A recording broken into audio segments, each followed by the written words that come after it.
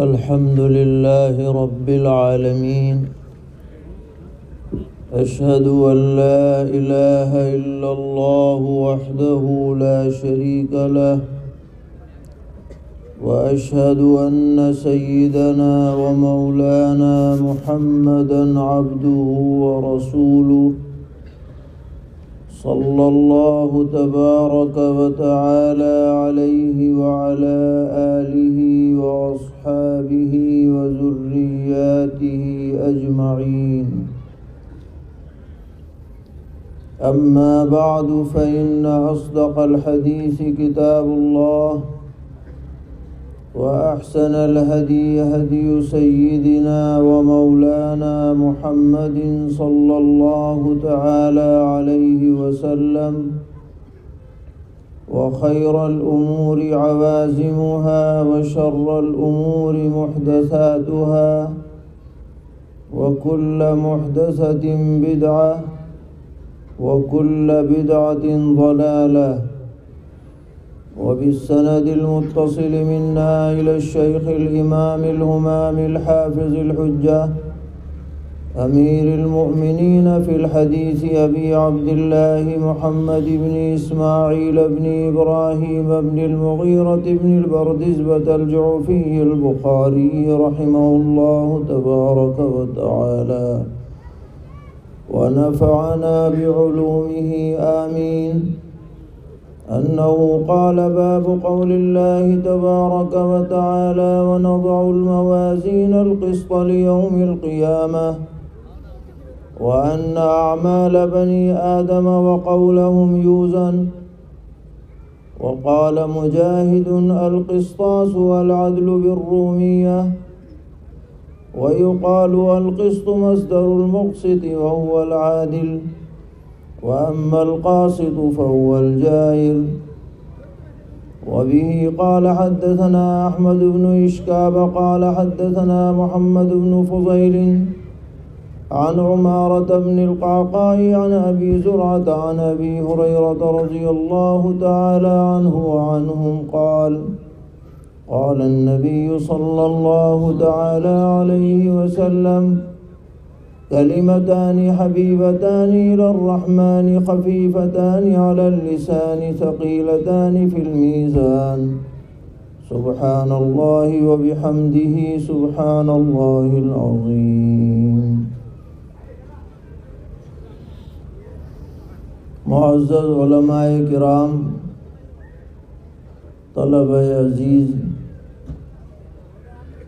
قریب اور دور سے تشریف لانے والے فرزندان توحید اور پس پردہ ہماری مائیں بہنیں اور معلمات اور طالبات، بہت مبارک محفل ہے اور شکر کا موقع ہے کہ اللہ تبارک و تعالی نے احادیث شریفہ کے اس معتبر ترین مجموعے کو پڑھانے کی توفیق عطا فرمائی، جس پر جتنا بھی شکر ادا کیا جائے کم ہے۔ اس موقع پر عام لوگوں کو بھی دعوت دی جاتی ہے تاکہ ادارے کی کارکردگی بھی سامنے آئے اور اس ضمن میں کچھ دین کی باتیں بھی سنی اور سنائی جائیں۔ اس لیے اس طرح کی مجالس فائدے سے خالی نہیں ہیں۔ بس اس بات کی ضرورت ہے کہ ہم صرف سننے والے بن کر نہ رہیں، بلکہ عمل کے جذبے کے ساتھ سنیں اور دوسروں تک پہنچانے کی کوشش کریں۔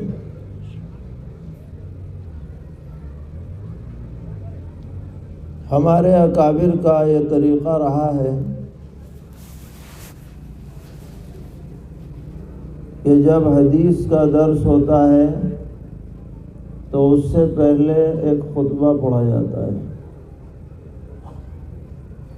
اور یہ خطبہ بھی سرور عالم صلی اللہ تعالی علیہ وسلم سے ثابت ہے۔ بار بار اس خطبے کو پڑھنے کا مقصد یہ ہے کہ اس میں جو حقائق بیان کیے گئے ہیں ان کا استحضار ہو اور دل میں کامل یقین پیدا کیا جائے، اس لیے کہ اس خطبے میں جو باتیں بھی ہیں ان کو زندگی میں ہمیں ہر وقت پیش نظر رکھنے کی ضرورت ہے۔ چنانچہ حمد و صلوات کے بعد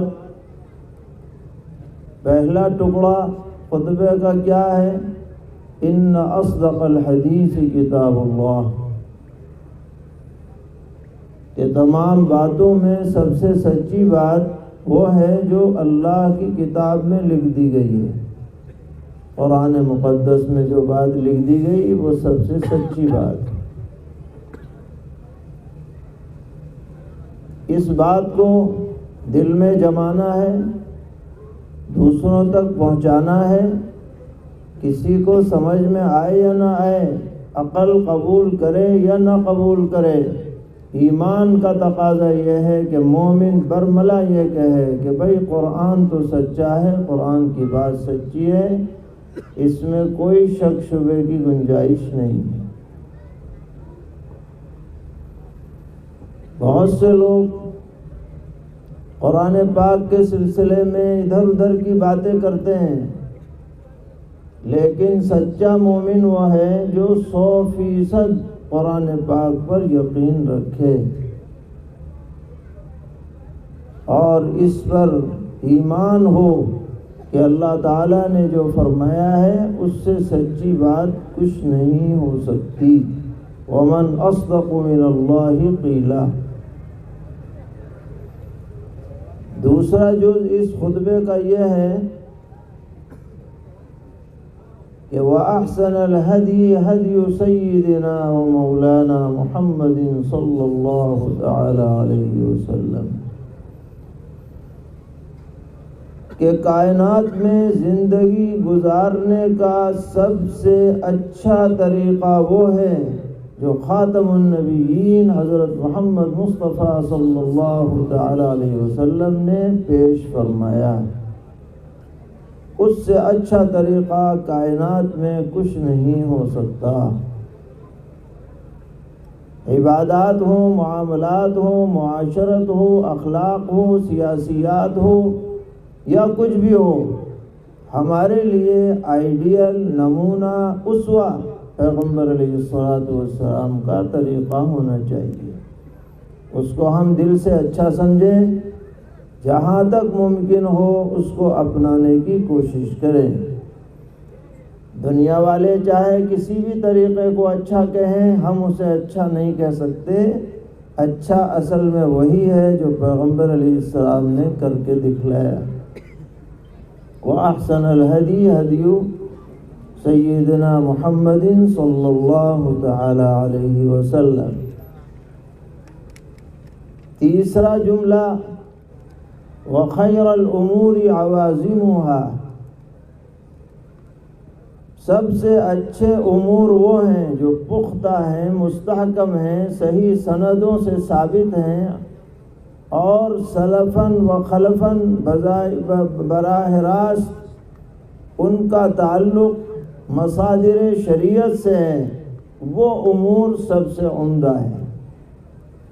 اس کے بالمقابل کیا ہے؟ وَشَرَّ الْأُمُورِ مُحْدَثَاتُهَا، وہ امور جنہیں لوگوں نے گڑھ لیا، بنا لیا، خود ساختہ جو چیزیں ہیں، عقیدے میں ہوں یا عمل میں ہوں، وہ شر ہیں، شر، ان کے اندر کوئی خیر نہیں۔ اسی کے ضمن میں یہ بات بھی ہے کہ قرآن و حدیث کی تشریح اگر آدمی اپنی رائے سے کرے وہ محدث کہلائے گی، چاہے اس پر لیبل قرآن و حدیث کی تفسیر و تشریح کا لگایا ہو۔ من فسر القرآن برائیہ فقد بوّا مقعدہ فی النار، پیغمبر اسلام نے فرمایا جو اپنی رائے سے قرآن کی تفسیر کرتا ہے وہ اپنا ٹھکانہ جہنم میں بنا رہا ہے۔ تفسیر و تشریح وہی معتبر ہے جو سلف صالحین سے، معتبر ائمہ سے، معتبر علماء سے ثابت ہو، وہی عوازم میں شامل ہوگی، ورنہ وہ محدثات میں ہو جائے گی۔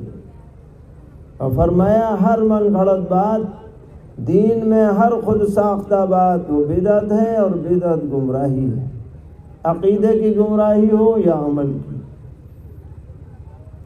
یہ وہ خطبہ ہے جو ہر دن اکثر حدیث کی کتابوں کے سبق کے آغاز میں پڑھوایا جاتا ہے تاکہ ان باتوں کا یقین دل میں مستحضر ہو جائے، اور عوام الناس کو بھی یہ باتیں بار بار سنا دینی چاہیے کہ یہ پیغمبر علیہ السلام نے امت کو ہدایتیں دی ہیں، اس پر یقین رکھا جائے، اسی کی روشنی میں زندگی کا سفر طے کیا جائے۔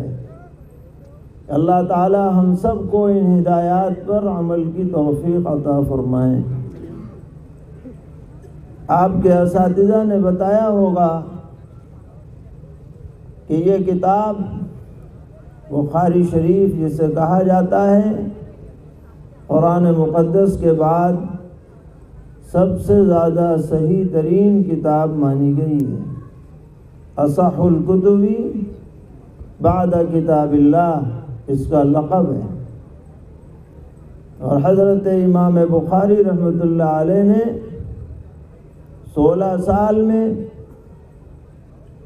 بہت ہی چھان پھٹک کے بعد تقریباً 6 لاکھ احادیث سے منتخب کر کے ان روایتوں کو اس کتاب میں جمع فرمایا ہے، اور آپ کے حالات میں لکھا ہے کہ آپ نے مدینہ منورہ میں ریاض الجنہ میں بیٹھ کر اس کے تراجم ابواب لکھے، اور کچھ حصہ مکہ معظمہ میں بیت اللہ شریف کے سامنے تیار کیا ہے، اور ہر حدیث کو کتاب میں لکھنے سے پہلے استخارہ فرمایا، جب دل مطمئن ہو گیا جب ہی کتاب میں اس حدیث کو درج فرمایا ہے۔ تو بڑی قد اور کاوش، بڑی محنت، کامل اخلاص کے ساتھ یہ مجموعہ تیار ہوا، تو اللہ تعالیٰ نے ویسی ہی قبولیت بھی عطا فرمائی کہ آج 4 دانگ عالم میں یہ کتاب پڑھی جاتی ہے، پڑھائی جاتی ہے، لاکھوں لوگوں نے اسے پڑھ لیا، اور قیامت تک لاکھوں لوگ اسے پڑھتے رہیں گے انشاءاللہ، اور جتنا اسے پڑھایا جاتا رہے گا حضرت امام بخاری رحمۃ اللہ علیہ کے درجات میں ضرور اضافہ ہوتا رہے گا۔ اتنا بڑا صدقہ جاریہ وہ چھوڑ کر کے گئے۔ آپ کے اساتذہ نے یہ بھی بتایا ہوگا کہ حضرت امام بخاری رحمۃ اللہ علیہ کی اس کتاب کے اندر احادیث کی صحت کے ساتھ ساتھ احادیث سے مسائل کے استنباط کا بھی پہلو بہت روشن ہے۔ طلباء کے لیے حضرت نے تراجم ابواب قائم فرمائے، اور پھر دلیل کے طور پر احادیث شریفہ کو ذکر کیا ہے۔ اس سے پڑھنے والوں کے اندر ایک فقہی ذوق بھی پیدا ہوتا ہے کہ حدیث سے کیسے معانی کو اخذ کیا جائے، کیسے سمجھا جائے، ایک ایک حدیث سے کتنے کتنے مسائل نکلتے ہیں، یہ بھی آپ نے اندازہ لگایا ہوگا۔ اسی لیے حضرت ایک روایت کو متعدد جگہ بھی ذکر فرماتے ہیں تاکہ الگ الگ مسائل و احکام کا استنباط ہو۔ اور حضرت نے اس کتاب کو شروع کیا ہے وحی کے آغاز کے عنوان سے۔ حضرات شارحین لکھتے ہیں کہ اس کائنات میں ہر خیر کا سرچشمہ وحی خداوندی ہے، لہذا وحی کے ذریعے سے کتاب کا آغاز یہ حسن آغاز ہے، ابتدا بہترین ہے، شاندار ہے۔ اور سب سے پہلے جو روایت آپ نے نقل فرمائی، انما الاعمال بالنیات، یعنی تمام اعمال کے اجر و ثواب کا مدار نیتوں کی درستگی پر ہے، یہ بھی پڑھنے اور پڑھانے والوں کے لیے مستقل ایک نصیحت اور ہدایت کی حیثیت رکھتی ہے کہ آپ اتنی بڑی کتاب پڑھنے جا رہے ہیں، اپنی نیتوں کو صحیح رکھنا ضروری ہے۔ اور نیت کیا ہونی چاہیے کہ اللہ تبارک و تعالیٰ کی خوشنودی ہمیں حاصل ہو، پیغمبر علیہ السلام کا قرب نصیب ہو، علم کی اشاعت کا موقع ملے، عمل کی توفیق ہو۔ اس لیے اس طرح کی کتابوں کو پڑھا اور پڑھایا جاتا ہے۔ محض علم برائے علم کوئی چیز نہیں۔ بہت سے جانکار ہوتے ہیں، آج بھی ہے، بلکہ بڑے تو ایسے بہت بڑے حدیث کے جاننے والے ہیں جو ایمان سے بھی محروم ہیں، حدیث کی کتابیں لکھ ڈالی، ایمان بھی نہیں ان کے پاس، علم بہت ہے۔ تو محض علم کوئی چیز نہیں ہے، علم کے ساتھ عمل ہو، اشاعت کا جذبہ ہو، نیت خالص ہو، اللہ کی رضا پیش نظر ہو۔ سب سے پہلے حضرت نے یہ حدیث نقل فرمائی جو آپ نے پڑھ لی، اس کے بعد کتاب الایمان ہے، کتاب العلم ہے، طہارت ہے، صلاۃ ہے اور دیگر ابواب ہیں۔ الحمدللہ سارے ابواب پڑھنے کی آپ کو توفیق ملی۔ آخر میں جو باب قائم کیا وہ ہے کتاب الاعتصام بالکتاب والسنہ، کتاب اللہ اور سنت رسول اللہ پر مضبوطی سے قائم رہنے کا باب۔ اور اسی کے ضمن میں کتاب التوحید ہے، جس کے بعد نسخوں میں یہ جملہ بھی بڑھا ہوا ہے والرد علی الجہمیہ۔ یہ دراصل کتاب الاعتصام کا تتمہ ہے۔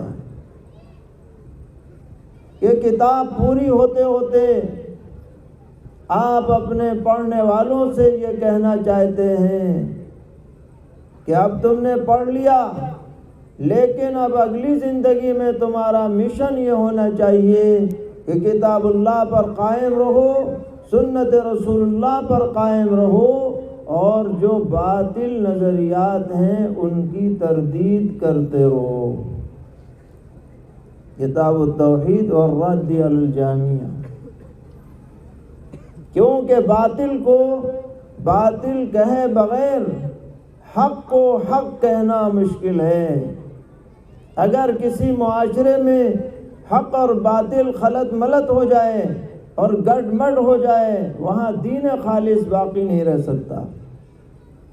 لہذا اعتصام بالکتاب و سنہ کے ساتھ ساتھ علماء کی ذمہ داری ہے کہ وہ جہاں بھی رہیں غلط اور باطل نظریات کی تردید کا کام بھی انجام دیتے رہیں۔ یہ سبق حضرت امام بخاری رحمۃ اللہ علیہ ہمیں دینا چاہ رہے ہیں، اور اسی تردید کے ضمن میں ایک جزیہ ہے جس پر بعض معتزلہ نے غلط رائے قائم کی کہ آخرت میں ہمارے اعمال اور اقوال تولے جائیں گے، اس کے لیے اللہ تعالیٰ نے ترازو کا انتظام فرما رکھا ہے۔ جب یہ آیتیں ان لوگوں کے سامنے آئیں تو انہوں نے اس کا مطلب یہ سمجھا اور یہ بتلایا کہ بھائی نماز کیسے تلے گی، یہ تو عقل میں نہیں آتی بات، سبحان اللہ کیسے تلے گا، یہ تو جملہ منہ سے نکل گیا، ہوا میں تحلیل ہو گیا، یہ بات ہماری عقل میں نہیں آتی۔ لہذا جتنی بھی آیتیں میزان کے بارے میں ہیں ان سب کا مطلب یہ ہے کہ اللہ تعالیٰ انصاف فرمائیں گے، بس تول ہوگی نہیں ہوگی اس سے بحث نہیں، بس اللہ تعالیٰ انصاف فرمائیں گے، یہ انہوں نے بات چلا دی۔ اب ظاہر ہے کہ قرآن پاک تو کہہ رہا ہے کہ تول ہونی ہے، والوزن یومئذ الحق، اتنی مضبوط بات قرآن کہہ رہا ہے، قیامت کے دن وزن برحق ہے، اور قرآن کہہ رہا ہے وَنَضَعُ الْمَوَازِينَ الْقِسْطَ لِيَوْمِ الْقِيَامَةِ،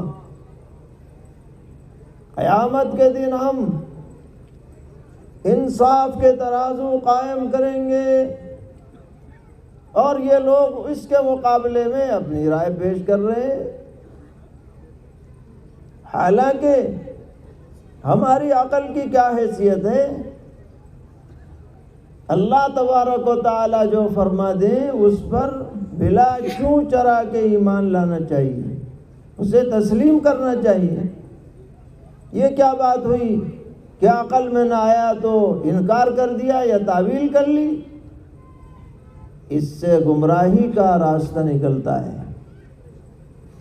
حضرت امام بخاری رحمۃ اللہ علیہ اسی نظریے کی تردید فرما رہے ہیں، اور باقاعدہ باب قائم کیا، باب قول اللہ تعالی وَنَضَعُ الْمَوَازِينَ الْقِسْطَ لِيَوْمِ الْقِيَامَةِ۔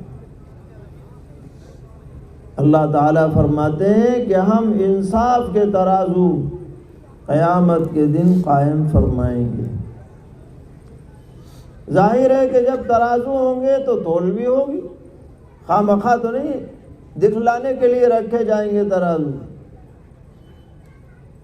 تول ہوگی۔ البتہ علماء نے لکھا ہے کہ حضرات انبیاء کرام ان کے لیے وزن کی ضرورت نہیں ہے، ان کے پاس کوئی برائی ہے ہی نہیں، تو وزن کس بات کا؟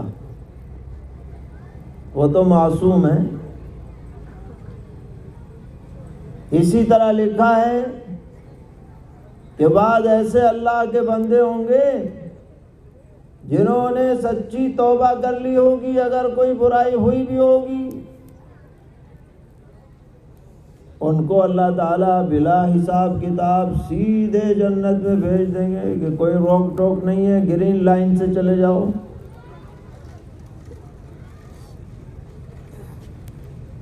اسی طرح بعض ایسے غیر ہوں گے ایمان نہ لانے والے جن کے پاس کوئی نیکی نہ ہوگی، بس برائی ہی برائی ہے، ان کے لیے بھی تول کی کیا ضرورت ہے؟ سیدھے جہنم میں جاؤ، راستہ کھلا ہے۔ لیکن جن کے اعمال اچھے اور برے دونوں ہیں، ان کے لیے تول ہوگی۔ اور یہ تول ایسا بھی ہو سکتا ہے کہ عمل کرنے والے کو تولا جائے۔ چنانچہ حدیث میں ہے، پیغمبر علیہ السلام نے فرمایا عبداللہ ابن مسعود رضی اللہ تعالی عنہ کی پنڈلیوں کے بارے میں کہ ان کی پنڈلیوں کو ہلکا مت سمجھو، قیامت میں یہ احد پہاڑ سے زیادہ بھاری ہوں گی اپنے اخلاص اور اپنے نیک اعمال کی بدولت۔ تو عمل والے کو بھی تولا جا سکتا ہے، ممکن ہے۔ جس کاپی میں، جس رجسٹر میں عمل لکھے گئے ہیں ان کی بھی تلائی ہو سکتی ہے، اس بارے میں بھی حدیث موجود ہے۔ خود عمل کو ایک خاص بدن دے دیا جائے اور اس بدن کو تولا جائے، یہ بھی ممکن ہے۔ اور یہ بھی ممکن ہے کہ بغیر کسی بدن کے نفس نماز کو تول دیا جائے، نفس روزے کو تول دیا جائے، نفس ذکر کے کلمات کو تول دیا جائے۔ اللہ تعالیٰ کے لیے کچھ مشکل نہیں۔ ہم لوگوں نے انسان ہونے کے باوجود ٹھنڈی گرمی کو ناپنا شروع کر دیا، بلڈ پریشر کو ناپنا شروع کر دیا، حالانکہ وہ نظر آنے والی چیز نہیں ہے۔ بجلی کے میٹر لگ گئے، ہوا کے میٹر لگ گئے، اور بہت سی شکلیں۔ اس سے سمجھنا آسان ہو گیا ہے کہ جو اللہ تعالیٰ نے نظام قائم فرمایا ہے وہ ضرور نافذ ہو کر کے رہے گا، اور اس کے لیے تولنا اور ناپنا کوئی مشکل نہیں۔ اسی آیت میں اللہ تعالیٰ نے فرمایا وَنَضَعُ الْمَوَازِينَ الْقِسْطَ لِيَوْمِ الْقِيَامَةِ فَلَا تُظْلَمُ نَفْسٌ شَيْئًا۔ ہم قیامت میں انصاف کے ترازو قائم کریں گے، کسی کے ساتھ کچھ بھی ظلم نہیں ہوگا۔ وَإِنْ كَانَ مِثْقَالَ حَبَّةٍ مِّنْ خَرْدَلٍ أَتَيْنَا بِهَا۔ کسی کے پاس اگر ایک رائی کے دانے کے برابر بھی عمل ہوگا اسے ہم لے آئیں گے، وہ چھپ نہیں پائے گا، ضائع نہیں ہوگا۔ وَكَفَى بِنَا حَاسِبِينَ، ہم کافی ہیں حساب لینے والے۔ وہ یوں نہ سمجھے کہ میاں کروڑوں اربوں لوگ ہوں گے، بڑی لمبی لائن لگے گی، تھک جائیں گے، تولنے والے بھی تلوانے والے بھی۔ فرمایا کچھ فکر مت کرو، کفا بنا حاسبین، اب منٹوں سیکنڈوں میں سب نپٹا دیں گے ایک طرف۔ تو ہمیں اس بات پر یقین کرنا ہے۔ حضرت امام بخاری رحمۃ اللہ علیہ دعویٰ پیش کرتے ہیں کہ وَأَنَّ أَعْمَالَ بَنِي آدَمَ وَقَوْلَهُمْ يُوزَنُ، بنی آدم کے اعمال بھی تلیں گے، اقوال بھی تلیں گے۔ یقین کرو، انشاءاللہ اس یقین پر بھی ثواب ملے گا۔ سر تسلیم خم کرنا ہے، اسی یقین کا نام ایمان ہے۔ جو بات سمجھ میں آ جائے اسے ماننا کوئی مشکل نہیں، جس کا سمجھنا دشوار ہو پھر بھی آدمی یقین کرے، یہ بڑی بات۔ اس کے بعد حضرت امام بخاری رحمۃ اللہ علیہ کچھ مزید اضافات اور افادات پیش فرماتے ہیں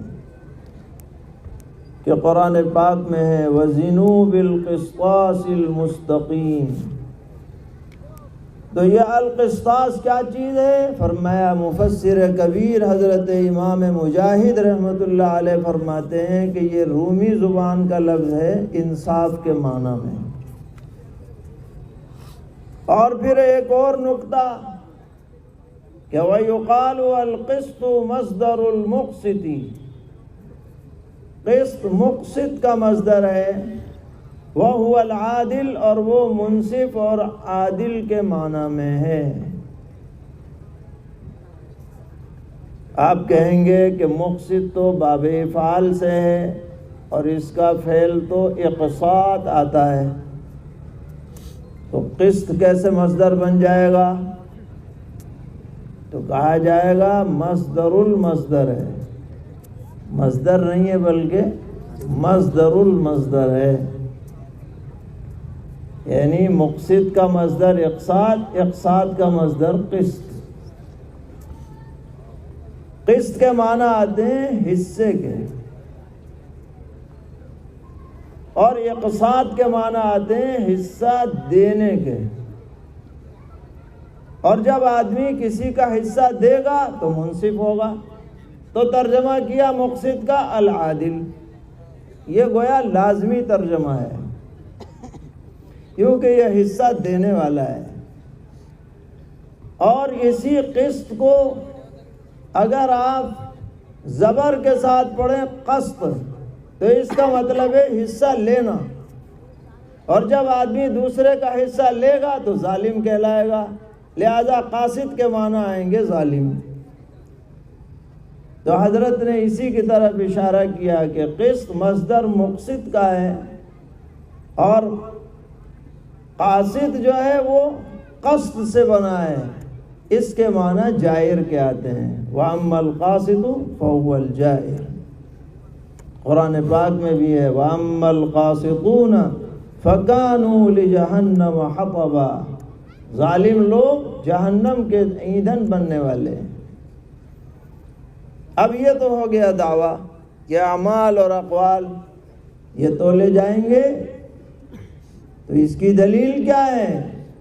دلیل میں حضرت امام بخاری رحمۃ اللہ علیہ حدیث نقل فرماتے ہیں، جو صحابی رسول سیدنا حضرت ابو ہریرہ رضی اللہ تعالی عنہ سے مروی ہے۔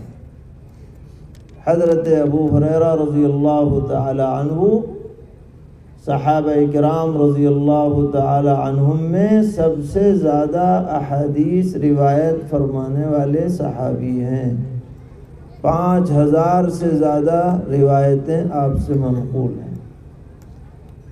3 سال حضور کے ساتھ انہوں نے گزارے، مگر دن رات در پر پڑے رہے، اور پیغمبر علیہ السلام سے دعا کرائی کہ مجھے جو بھی بات دین کی معلوم ہو وہ مجھے یاد ہو جائے، وہ میں بھولوں نہیں۔ یہ جذبہ ان کے اندر تھا۔ اللہ تعالیٰ نے حضور کی دعا کی برکت سے ان کو عظیم حافظہ عطا فرمایا۔ اگر آج کوئی روایت بیان کر دی، 20 سال بعد بھی کسی نے وہ روایت پوچھی تو جو کی توں سنا دی، بالکل اللہ نے ایسا عظیم حافظہ عطا کیا۔ حضور کے بہت چہیتے صحابہ میں ان کا شمار ہوتا ہے۔ پیغمبر علیہ السلام نے فرمایا کہ ابو ہریرہ سے اور ان کی ماں سے محبت کرنا ایمان کی علامت ہے۔ جو مسلمان ان کے بارے میں سنے گا وہ ضرور ان سے محبت رکھے گا، ان سے بھی، ان کی والدہ سے بھی۔ ان کا اس امت پر بہت بڑا احسان ہے کہ اتنا عظیم علمی سرمایہ ان کے واسطے سے ہم تک پہنچا ہے۔ اللہ تعالیٰ پوری امت کی طرف سے انہیں جزائے خیر عطا فرمائے۔ روایت فرماتے ہیں کہ سرور عالم صلی اللہ تعالیٰ علیہ وسلم نے فرمایا 2 بول ہیں جو رحمان کو بہت پسند ہیں، کلمتان حبیبتان الی الرحمن خفیفتان علی اللسان، زبان پر بڑے ہلکے پھلکے ہیں، کوئی زیادہ محنت مشقت نہیں، آسانی سے ادا ہو سکتے ہیں، ثقیلتان فی المیزان، لیکن میزان عمل میں آخرت میں بڑے بھاری ہوں گے۔ ہیں 2 بول کل مگر بڑے بھاری ہوں گے۔ اچھا ایسے قیمتی بول وہ کیا ہیں؟ فرمایا سبحان اللہ و بحمدہ سبحان اللہ العظیم، اللہ کی ذات ہر عیب سے پاک ہے اور میں اس کی حمد و ثنا کرتا ہوں، وہ ہر عیب سے منزہ ہے، وہ عظیم ہے۔ یہ کلمات اللہ تعالیٰ کو بہت پسند ہیں، بڑے پیارے ہیں. جو انہیں پڑھے گا، بار بار پڑھے گا، ضرور اللہ تعالیٰ کا پیارا بن جائے گا. کیا بات ہے؟ ان میں وزن کیوں پیدا ہوا؟ کیا ان کی خصوصیت ہے؟ تو بات یہ ہے کہ بات میں وزن پیدا ہوتا ہے سچائی سے. مثل مشہور ہے، سچائی کی دیوار کھڑی رہتی ہے اور جھوٹ کی دیوار گر جاتی ہے، کبھی نہ کبھی گر جاتی ہے. اس کائنات میں سب سے بڑی سچائی اگر ہے تو وہ یہ ہے کہ اللہ تبارک و تعالی ہر عیب سے پاک ہے اور ہر خوبی سے وہی متصف ہے ذاتی طور پر. اس سے بڑی سچائی کائنات میں کچھ نہیں ہے. جب اس سے بڑی سچائی کچھ نہیں ہے تو اس سے بڑی وزنی بات بھی اور کچھ نہیں ہو سکتی. ہمیں ان تسبیح و تحمید کے کلمات کو اپنی زبان پر جاری رکھنا چاہیے. سب سے اخیر میں امام بخاری رحمۃ اللہ علیہ نے اس روایت کو پیش فرمایا، گویا اختتام بھی اللہ کی حمد و ثنا پر کیا جا رہا ہے، جیسے کہ قرآن پاک میں ہے وآخر دعواہم ان الحمد للہ رب العالمین. ہم سب یہ عزم اور ارادہ کریں کہ انشاءاللہ صبح شام 100 مرتبہ کم از کم یہ تسبیح پڑھیں گے. سبحان اللہ و بحمدہ سبحان اللہ العظیم. اور ویسے بھی اپنی زبان کو اللہ کی یاد سے تربتر رکھیں. قرآن پاک میں اللہ تعالیٰ نے فرمایا یا ایھا الذین آمنوا اذکروا اللہ ذکرا کثیرا وسبحوہ بکرۃ واصیلا. اے ایمان والو، اللہ کا خوب ذکر کیا کرو اور صبح شام اس کی پاکی بیان کیا کرو. ہم سب اس کا اہتمام رکھیں. اللہ تعالی ہم سب کو توفیق عطا فرمائے. خاص طور پر ہمارے وہ فضلاء جن کو کتاب کی تکمیل کی سعادت حاصل ہو رہی ہے، ان سے یہ عرض ہے کہ آپ یہ نہ سمجھیں کہ بھائی بخاری پڑھ لی تو کام پورا ہو گیا. ابھی کام پورا نہیں ہوا، ابھی شروع ہوا ہے. اگر کوئی آدمی بخاری پڑھ کر اپنے کو فاضل سمجھے، وہ فاضل من الفضل نہیں ہے، فاضل من الفضول ہے. وہ ہمیں اپنے کو ہمیشہ طالب علم سمجھنا چاہیے.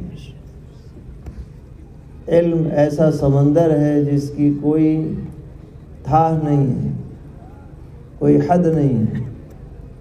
اللہ نے یہ توفیق دی کہ 8 سال یا 5 سال یا 6 سال اس علم سے وابستگی عطا فرمائی. اب ہماری یہ کوشش ہونی چاہیے کہ مرتے دم تک ہم اس سے وابستہ رہیں. دوسری بات یہ کہ معاشرہ کتنا ہی بگڑ جائے، عوام میں کتنا ہی بگاڑ پیدا ہو جائے، لیکن ابھی تک امت میں اس بات کا شعور ہے کہ جس شخص کے ساتھ عالم کا لاحقہ لگ جائے اس کو وہ کسی بگاڑ میں مبتلا دیکھنا پسند نہیں کرتے. عالم کی مثال سفید کپڑے کی طرح ہے. سفید کپڑے پر اگر ذرا سا بھی دھبا لگ جائے دور سے نظر آتا ہے، اور لوگوں کی مثال رنگین کپڑے کی طرح ہے کہ دھبا ہوتا ہے لیکن نظر نہیں آتا. اس لیے اللہ نے جو نسبت ہمیں عطا فرمائی ہے، ہمیں اس نسبت کی لاج رکھنی ہے. ہم اپنی ذات سے نہ اپنے ادارے کو ٹھیس پہنچنے دیں، نہ اپنے علم کو ٹھیس پہنچنے دیں۔ یہ اب ہماری سب سے بڑی ذمہ داری ہے۔ خاص طور پر ہم جہاں بھی رہیں، مسجد کی جماعت کی پابندی ضرور کریں۔ ہم یہاں سے اگر پڑھ کے چلے گئے تو گاؤں والے یہ نہیں پوچھیں گے کہ یہ کتنے نمبر لایا، یا اس کی کیا پوزیشن رہی، یا کیسا ذہین تھا، کیسا تکرار کراتا تھا، کیسی تقریر کرتا تھا۔ وہ دیکھیں گے فجر کی نماز میں کہ عالم صاحب ہیں کہ نہیں۔ اگر ہم گھر پر رہتے ہوئے جماعت کی نماز چھوڑ رہے ہیں تو گویا کہ ہم اپنے ادارے کو ٹھیس پہنچا رہے ہیں، اپنے علم پر داغ لگا رہے ہیں۔ جماعت کی پابندی ہماری سب سے بڑی اہم ترین ذمہ داری ہے۔ اسی طرح ہمیں کوئی نہ کوئی دینی اصلاحی مشغلے میں لگنا ہے، چاہے وہ مکتب پڑھانا کیوں نہ ہو، اس کو بھی ہلکا نہ سمجھا جائے۔ بسا اوقات حالات کے اعتبار سے بخاری شریف پڑھانے کا اتنا ثواب نہیں ہوگا جتنا کہ مکتب پڑھا کر ایک بچے کے ایمان کو بچانے پر اتنا ثواب مل سکتا ہے۔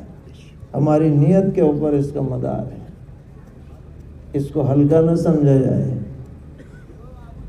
ہمارا ربط قرآن سے اور حدیث سے برقرار رہنا چاہیے۔ اس کے لیے مساجد کے اندر درس قرآن شروع کیا جائے۔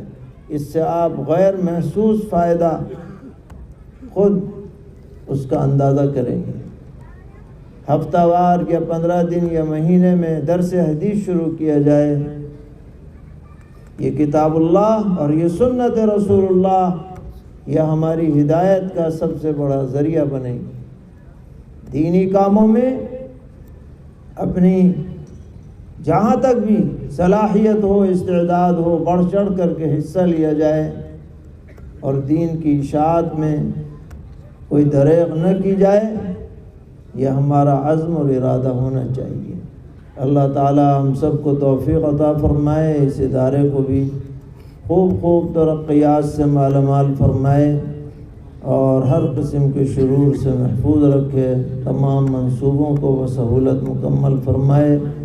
معاونین، منتظمین، اساتذہ، ذمہ داران سبھی کو جزائے خیر سے نوازیں، اس مجلس کو بھی قبول فرمائیں۔ وصلی اللہ تعالی علی خیر خلقہ محمد وعلی آلہ واصحابہ وذریاتہ اجمعین۔ اس مجمع میں جو علماء ہیں وہ بھی آپ سے اجازت حدیث چاہ رہے ہیں، اور جو طلبہ ہیں ان کو آپ اپنی سند سے اگر اجازت دے دیں تو